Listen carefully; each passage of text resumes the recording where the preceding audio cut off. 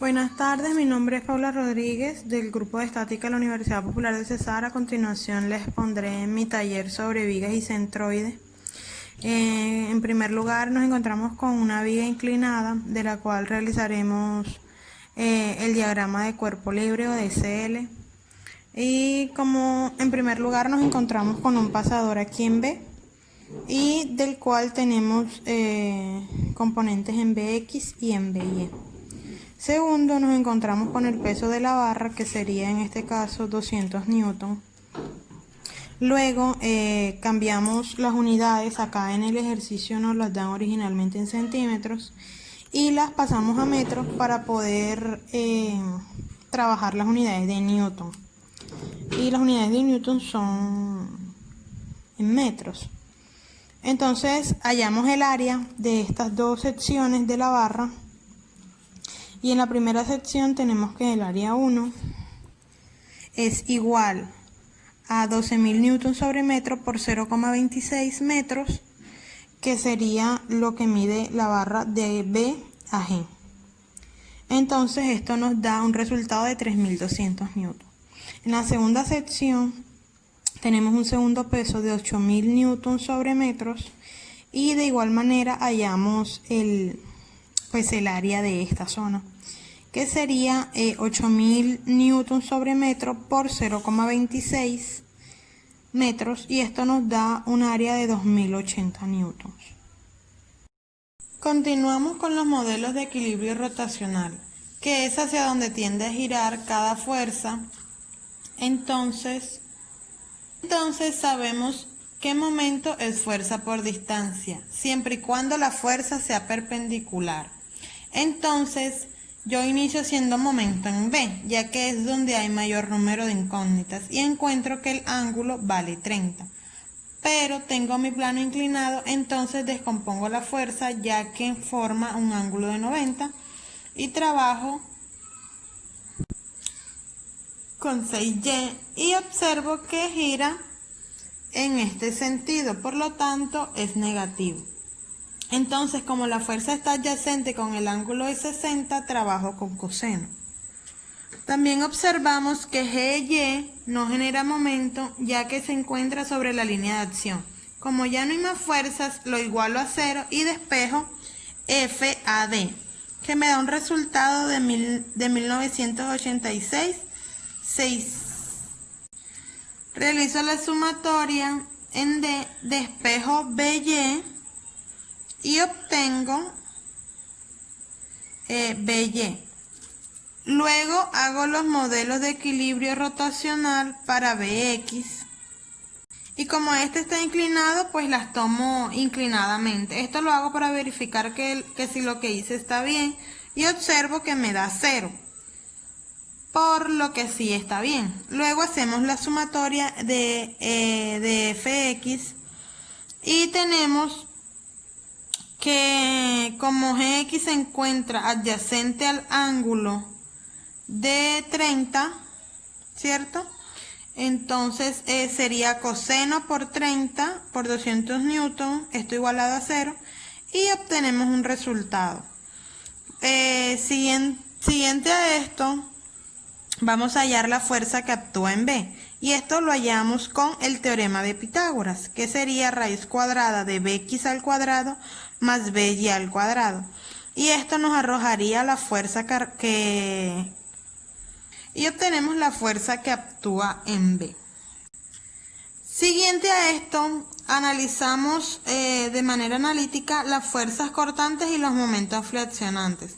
Entonces aplicamos la siguiente fórmula, donde la fuerza cortante es igual a la anterior menos la integral de W de la carga distribuida sobre dx. Y también dice que B', si va hacia abajo es negativa y si va hacia arriba es negativo. Esto lo utilizamos cuando hay dos fuerzas en el mismo punto. Entonces, como ya tenemos el valor de BY y FDA, ubico mi viga horizontalmente, como lo vemos aquí en este momento. La B significa fuerza cortante, entonces observamos que la fuerza va a subir porque la reacción de BY hace que el diagrama empiece a subir. Luego, en el tramo B menos G aplico la fórmula que es igual a anterior menos la integral de W de 0 hasta lo que mida todo mi tramo. Y hago la integral evaluando el valor que valga X y me da menos 706.666,67 newtons. Como me dio X, quiere decir que va a bajar en forma de pendiente. Entonces, desde 2413 bajamos en forma de recta hasta el valor de 7000, hasta el valor de menos 706.666. Y de una vez vamos graficando para que sea más exacto. Luego observamos que aparece una fuerza GY, que es coseno de 60 por 200. Y es negativo porque va hacia abajo. Como en ese punto hay otra fuerza, utilizo la otra fórmula que es U por V por V'. Entonces, como va bajando la recta, bajo más hasta menos 806.000,66. De esta manera, baja en línea recta. Luego pasamos al tramo GD. Entonces aplicamos la fórmula que es integramos y reemplazamos la X y me da un valor de menos 1846,666,6667. Por lo que nos damos cuenta que en este punto, luego de bajar, va a volver a subir nuevamente. Por lo que nos tocaría utilizar otra ecuación. Entonces la fuerza cortante de B, como va hacia arriba, se suma y sube hasta 140 newton. Luego paso al tramo DE. Entonces tenemos que la fórmula, como la anterior también, es anterior, que es 140 menos la integral de W, que vale 8000, de 0 a 0,13. Integro y reemplazo el valor de X por 0,13 y me da menos 900 newton. Y como las anteriores también vamos graficando de una vez. Y como me dio 1, X va en forma de recta hasta E. Y observo que en ese punto, otra fuerza que sube, entonces aplicamos fuerza cortante en GE', o sea que de menos 900 subo a 900 y listo, la viga cierra en 0. Entonces el diagrama de fuerza cortante nos quedaría de esta manera. Y ya ahí terminamos fuerza cortante. Y proseguimos a los momentos flexionantes. En este caso aplicamos la fórmula que dice que es igual a anterior más la integral de B sobre dx. Entonces MB es igual a 0, ya que la viga no se encuentra en empotramiento. En el momento de BG, en el tramo BG aplicamos la fórmula que es anterior más la ecuación de la fuerza cortante de este tramo. Entonces hacemos la integral, reemplazo, y como me dio x cuadrado, va a ser una parábola, como lo podemos ver aquí. Entonces buscamos el punto donde inicia el punto máximo, donde subió, y el punto donde termina. Que entonces nos encontramos con que es el punto máximo. Y el punto mínimo máximo se calcula cada vez que se corta arriba con 0. Integramos y reemplazamos. Entonces, cuando x vale 0, todo vale 0. Luego, cuando x vale 0,26, da 221.866. Como cortó con 0, debo mirar cuánto subió. Entonces, nos encontramos aquí, cuando cortó en 0,26.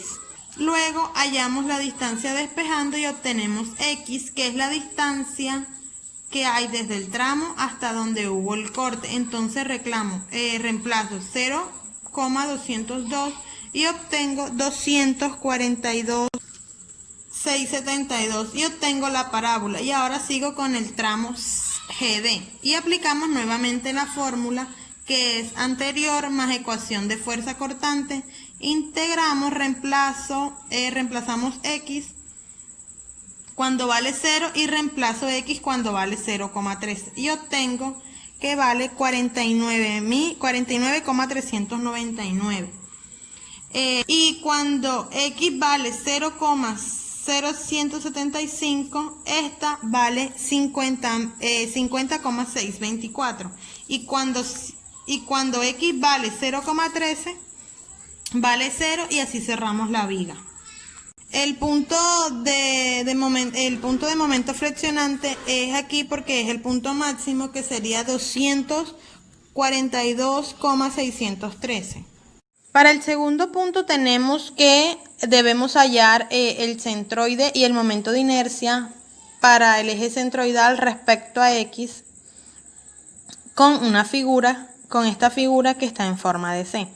Entonces lo primero es hallaremos será el centroide. Entonces para esto lo más recomendable es colocar un punto de referencia, que en este caso sería esto con respecto a x y esto con respecto a y.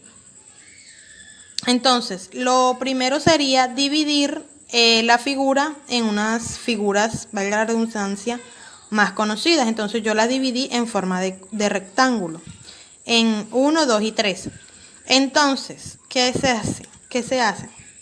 Lo primero será hallar el área de las figuras para completar una tabla para luego hallar el centroide total. Entonces, tenemos que la base de la figura 1 sería 8 más 22, que es igual a 30, y la altura sería de 10 milímetros. Entonces, el área del rectángulo es base por altura. En este caso tenemos que 30 por 10 sería 300, como lo vemos aquí. Y luego hallamos x barra y y barra. ¿Cómo se halla x barra? Bueno, una vez hallada el área, procedemos a poner un punto que llamaremos centroide, pues en esta figura, que será la mitad del tramo de izquierda a derecha y de arriba hacia abajo. Entonces tenemos que, como la base es de 30, entonces irá de manera horizontal en 15, que en este caso sería aquí, y de manera vertical sería 5, entonces iría aquí, que sería la misma distancia horizontal y vertical. Entonces tenemos que x barra es 15 milímetros y y barra es 5 milímetros. Entonces ahora hallaremos a sub i por x sub i. Esto es la multiplicación del área por x barra y del área por x prima, entonces por x barra.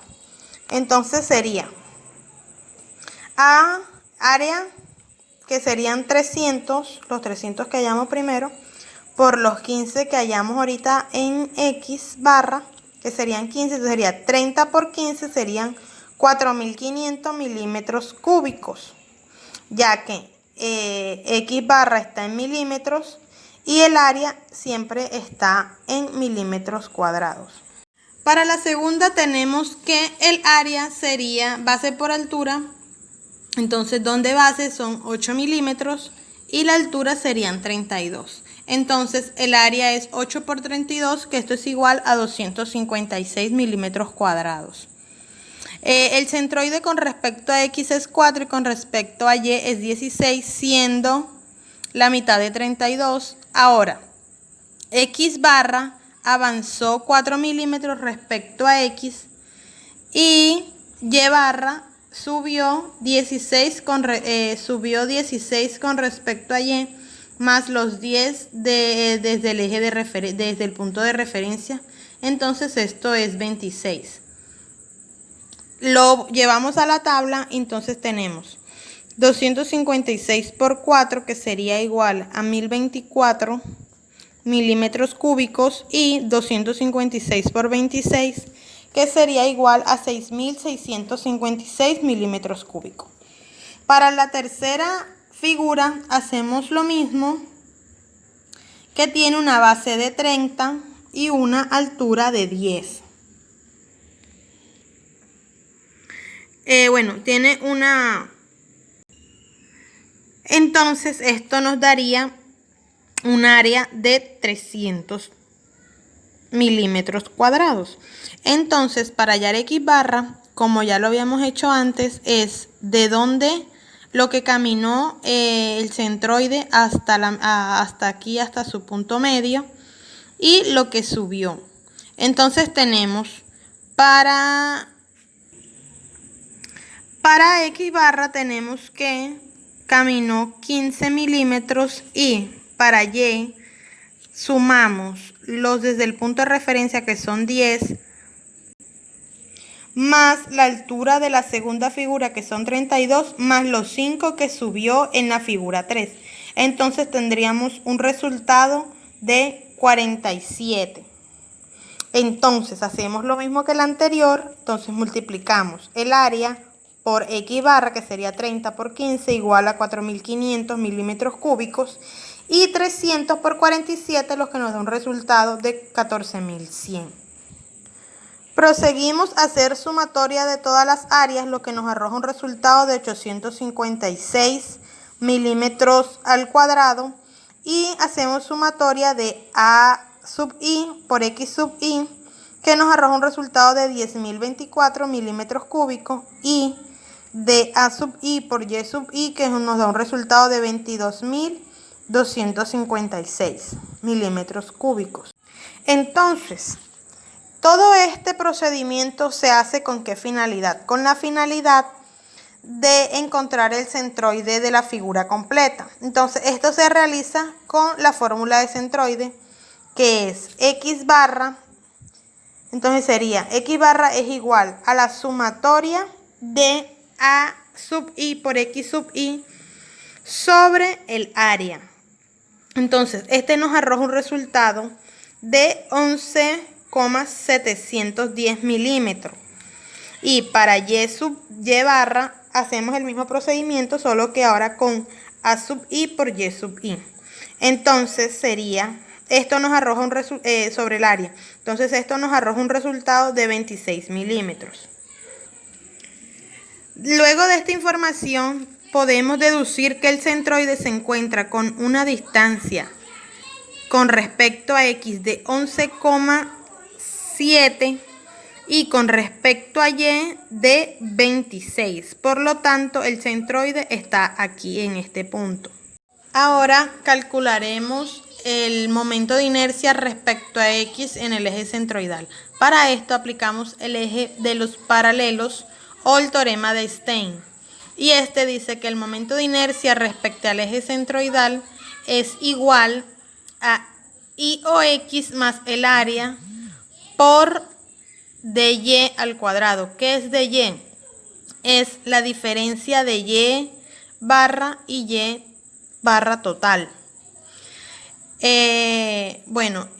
I o X son valores ya tabulados en una tabla donde están todos los momentos de inercia respecto a X de diferentes figuras. Entonces, para nuestro caso, que son rectángulos, la tabla nos dice que I o X es igual a la base por la altura del cubo sobre 12. Entonces, comenzamos con la figura número 3.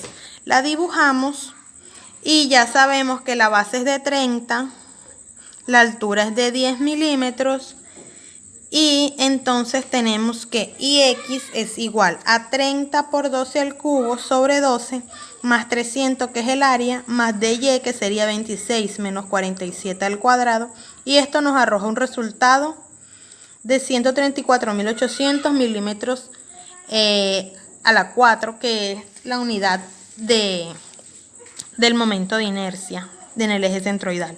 Para la segunda figura pues hacemos lo mismo. Tenemos que I o X es igual a 8 por 32 al cubo entre 12. Entonces tenemos que IX2 es igual a 8 por 32 al cubo sobre 12 más 256, que es el área, por dy, que sería 26 menos 26 al cuadrado, y esto nos arroja un resultado de 2000. Esto nos arroja un resultado de 218.045,33 milímetros a la 4, como ya le había dicho, que era la unidad del momento de inercia. Y por último, en la figura 1, pues hacemos exactamente lo mismo. Entonces, para este caso, el IOX sería 30 por 10 al cubo sobre 12 más 300, que es el área, por 26 menos 5 al cuadrado, que sería de Y, o la diferencia. Y esto nos arroja un resultado de 134.800 milímetros a la 4. Por último, el IX total sería la sumatoria de todos estos, y esto nos arroja el resultado, este resultado. Y bueno, ya eso sería todo. Muchísimas gracias.